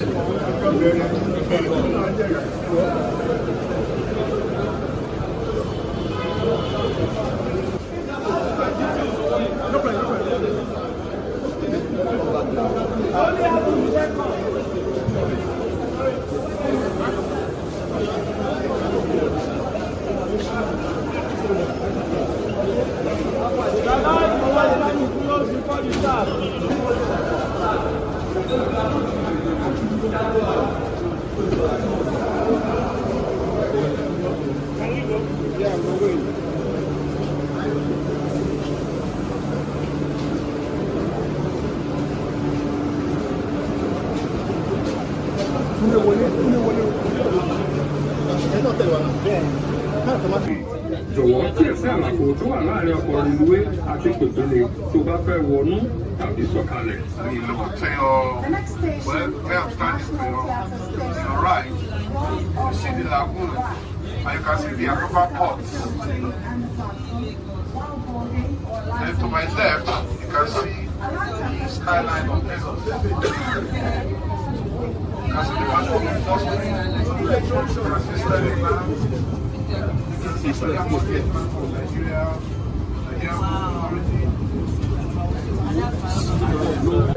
there's 5 minutes headway. 5 minutes headway in the sense that when he leaves Marina, then my 2 and gets to Marina, you wonder when he will 5 minutes.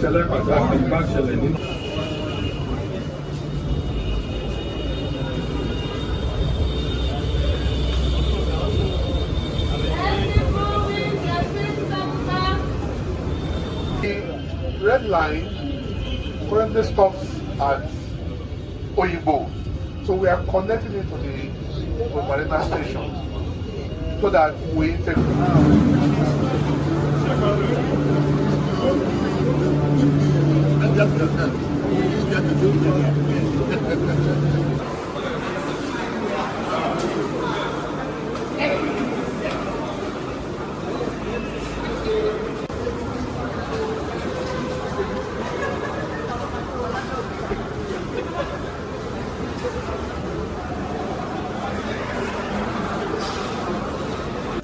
Good afternoon, how are you? This is Neri.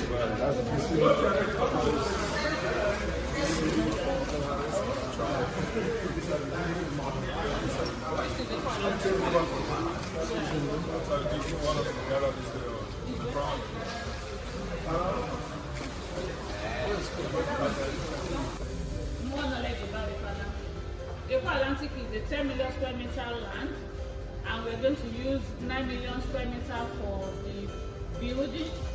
The remaining one will be for infrastructure. We have our seaway on our own, and we have. I mentioned that there are some roads so this rock here, this is called the Aquaport. Eko Atlantic. And guess what? The owner of Eko Atlantic as well, Shaguri, indirectly with Kolu Tifnumbubo. Beautiful stuff. Beautiful structure. And hopefully they keep it that way. Indeed. And when I go to Nigeria, I would love to see that one too. So they've got blue line, they've got red line, and people have this payment system, right? They call it Cowrie. It's a card. Sort of, okay. It's quite beautiful. So they were showcasing what they have used their own internally generated revenue for in Lagos. They are showing that to other tax collectors, revenue collectors from other states across Nigeria. But Obi Kwakwanso local government area of the River State. Their own chairman is also doing the public service, this time waging war against the land grabbers in their own unconventional way. You get what I mean now? Here is an example. Obi Kwakwanso with the weakest local government area, his own local government chairman at work. Okay, bring your camera down. No do. Why are you going to push that thing down?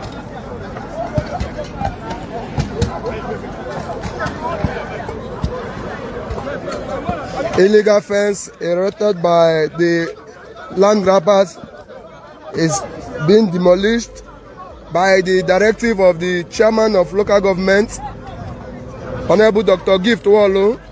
As you can see, this land belongs to Victory Estate, but was hijacked by land grabbers. And today, the chairman has directed them to bring these fences down for them to reclaim their land. As you can see, the long fences, you can see how it is. This is what it takes when you have a chairman that has the people at heart. The chairman is out to reclaim lost properties. Say no to illegal land grabbing. Say no to land grabbers. Obi Kwakwanso say no to land grabbers. No more land grabbing in Obi Kwakwanso. The chairman has directed every land that belongs to every individual should be given back to the individuals. Say no to land grabbing.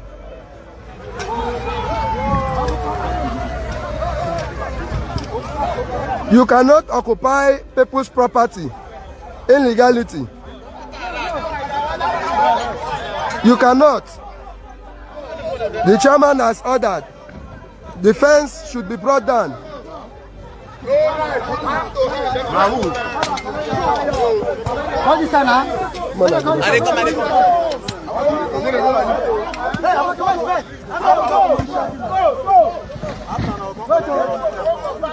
Operation Reclaim lands in Obi Kwakwanso by the chairman.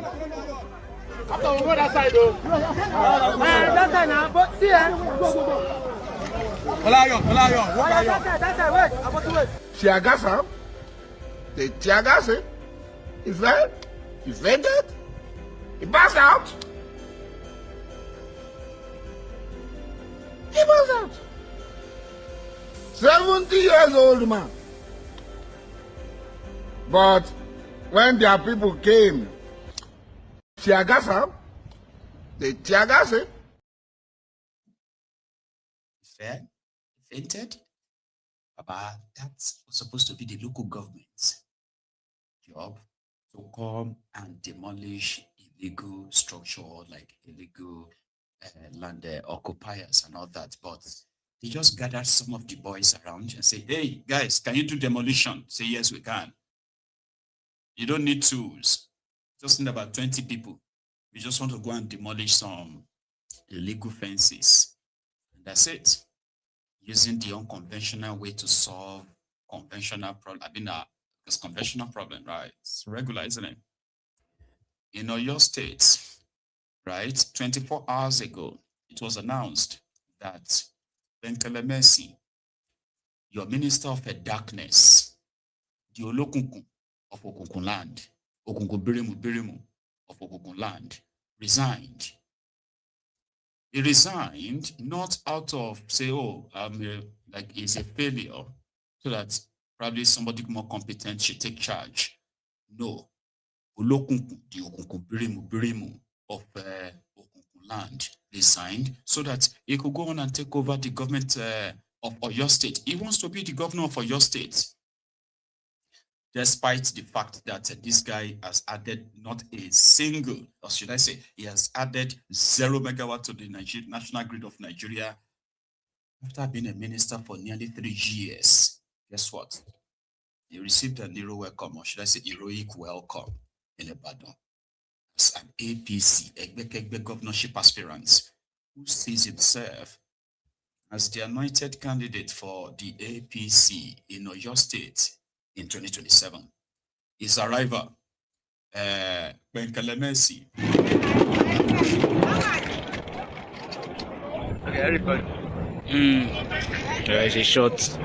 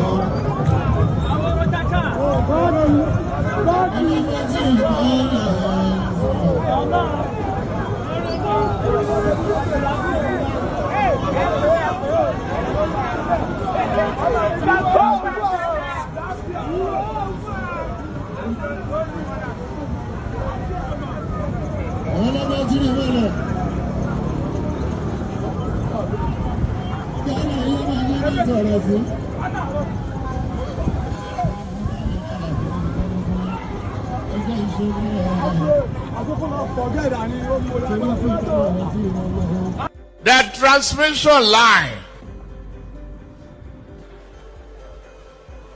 is a super highway.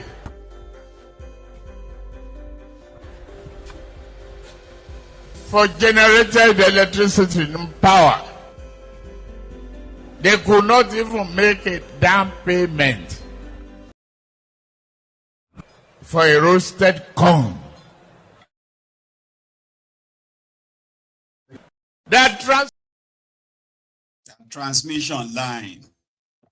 Anyway, so he held a meeting afterward. Like, according to them, he shut down Ibadan today with so much of so many of his supporters, right? And then he had this to say concerning why he sees himself as, they are going to use consensus. It should be the consensus candidate. Is the one who has what it takes.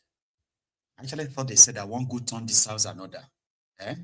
But in Nigeria, they will tell you that if somebody failed, they're not meant to repeat the class. So they will tell you that failure is not a bad thing after all. If you said I failed my first term, then what should you dismiss me? No, I have the right to repeat the class for another 4 years, playing on the lives of people, or using the lives of the people to kind of like a gamble. Like politics is a game to them. Politics is not a game. Trust me. Your life, your future, and that of your children and children's children depends on the actions and inactions of these characters who are making all these decisions that continue to affect lives of millions of people. For his own position, listen. What's your reaction to the report that Olubadan has an anointed candidate who wants to vie for the position of the #1 citizen, the governor of Oyo State, come 2027? Let me tell you, I take that as a good one. I don't believe it. No, I don't believe it. But politics, culture, and tradition are three separate things. The tradition is rich and respected. Sorry about that. That's a very poor audio. Okay, I did my best to kind of like raise it, but just wasn't enough. So yeah, he's reacting to the question of, there's another one called Sharafa Ali. So when that one declared for governor in Ibadan as well, so he actually wrote a speech, and in that speech, he was like saying, "Mojawe gbegbe, motijawe gbegbe, kaye ma se gbagbe mi o, mojawe tete, kaye ma se temi ri o." That's a song, right? But no, he was actually reading it as a speech.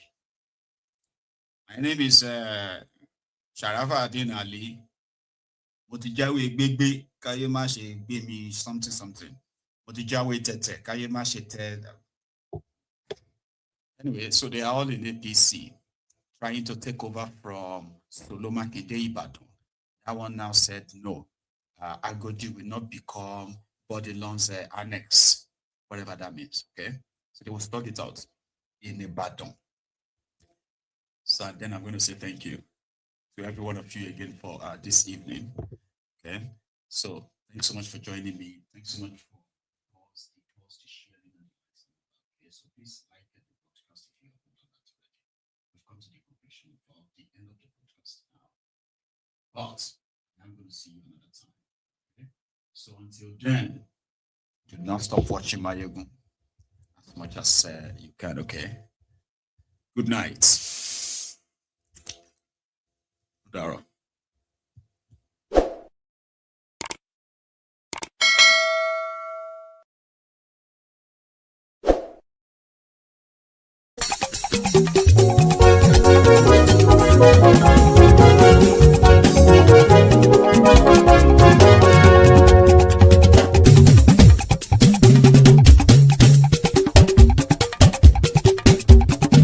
Mayegun làwa mọ̀ làmọ̀ tó dòdòdò. Mayegun Diary Mayegun #1. Mayegun làwa mọ̀ làmọ̀ tó dòdòdò. Mayegun Diary Mayegun #1.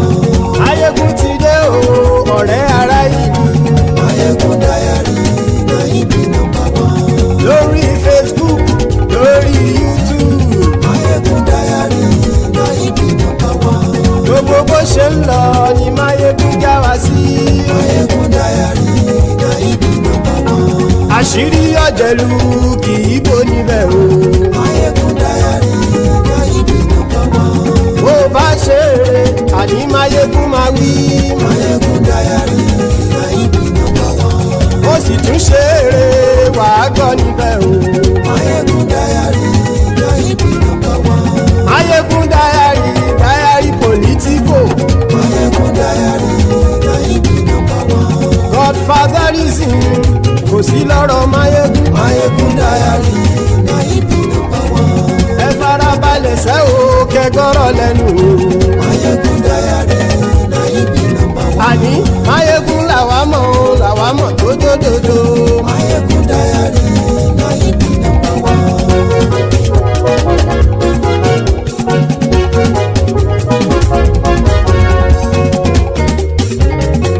Àní ẹ̀sùn ràkì.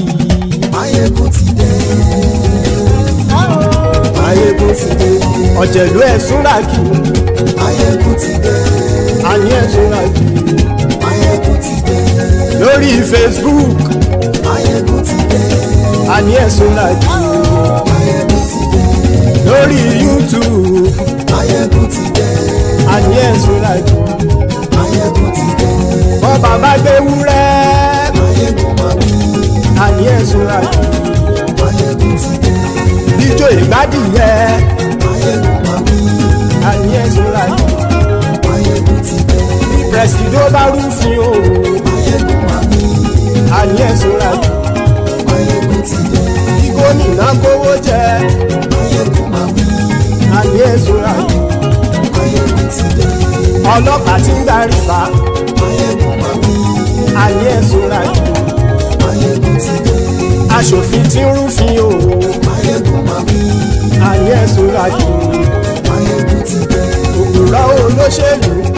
Máyégún máa wí. Àní ẹ̀sùn ràkì. Máyégún ti dé. Ọ̀jẹ̀lú ẹ̀sùn ràkì. Máyégún ti dé. Àní ẹ̀sùn ràkì. Máyégún ti dé.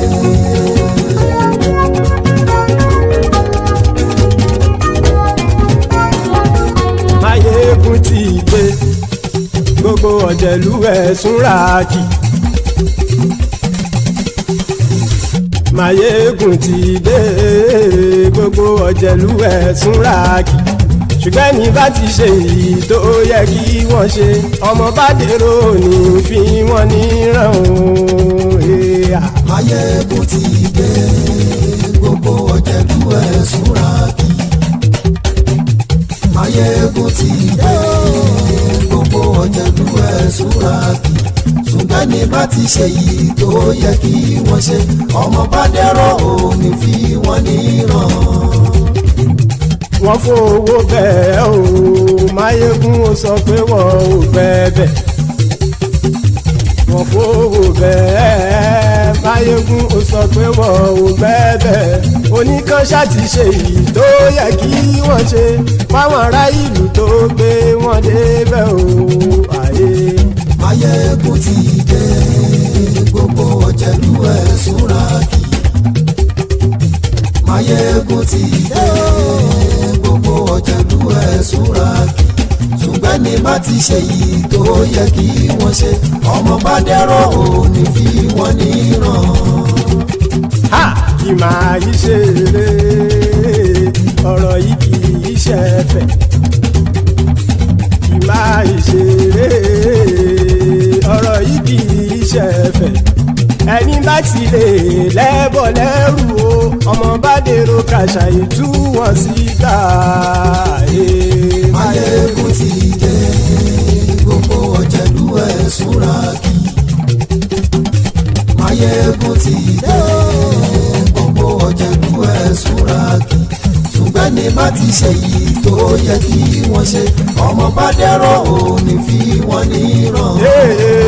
Tẹnitẹni ọmọ Máyégún ọ̀rẹ́ ara ìlú mọ̀mọ́ ni mo fọlọ́run ṣọ́ ẹ̀ bá kìlẹ́bù. Lóòótọ́ olódodo ìlú ọ̀tá ìlú mọ̀mọ́ ni ìwọ ṣá máa ń ṣọ́ra kò sì mọ́ bẹ̀rù. Bọ́tà ń lé rí bóníṣègùn lé káwọn mọ̀mọ́ fi ṣera wọn ni ó ti dẹrùn tí wọn ò gbọ́dọ̀ sì mọ́ bẹ̀. Èèpo ọ̀bọ lọmọ bá dérò tàjẹ́ ò gbọ́dọ̀ jẹ́. Ó ti jọba lórí àbínú ẹni kò sì mọ́ fòyà. Àìsíwọ́lu ní ẹnìkẹ́ ìgbódì ẹyin lábàrá o, ó kó ẹni tó bá dán wò á kàmù. Máyégún ti dé. Gbogbo ọ̀jẹ̀lú ẹ̀sùn ràkì. Máyégún ti dé. Gbogbo ọ̀jẹ̀lú ẹ̀sùn ràkì o.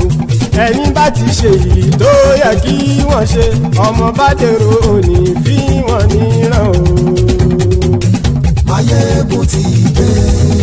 Gbogbo ọ̀jẹ̀lú ẹ̀sùn ràkì. Máyégún ti dé. Gbogbo ọ̀jẹ̀lú ẹ̀sùn ràkì. Ṣùgbọ́n ní bá ti ṣe yìí tó yẹ kí wọ́n ṣe ọmọ bá dẹ́rọ̀ ò ní fi wọ́n níran.